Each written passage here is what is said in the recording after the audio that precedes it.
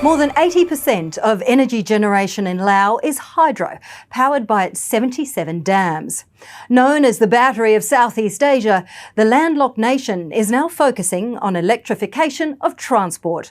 Our correspondent in Laos, Steve Cleary, has more.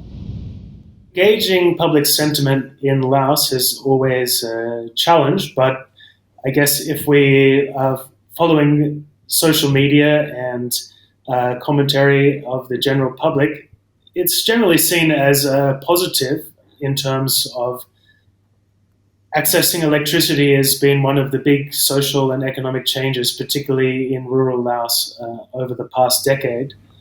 What is the role here, Stephen, that the Lao-China Railway plays in this journey?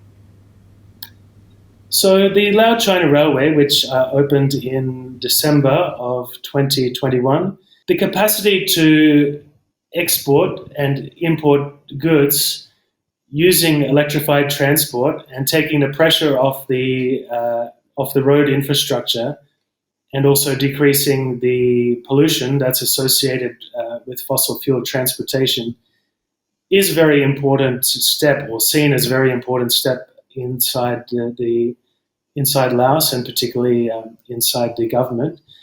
And so this particular project, as well as a potential connection between Thailand and Vietnam via Laos, is to a port city in Vietnam, are seen as really key to a policy of taking the country from being landlocked to land-linked.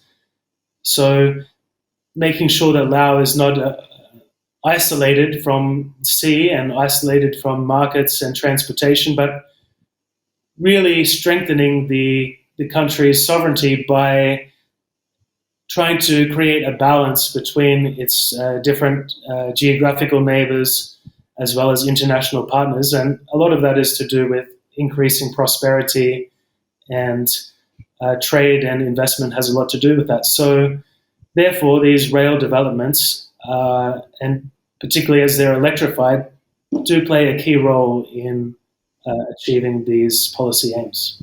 This is seen as a clean and renewable resource and something that that Laos, or a natural advantage that Laos has in terms of its geography, is this capacity to harness the water from the Mekong and its tributaries to electrify rural areas, particularly, as well as to raise revenue from export.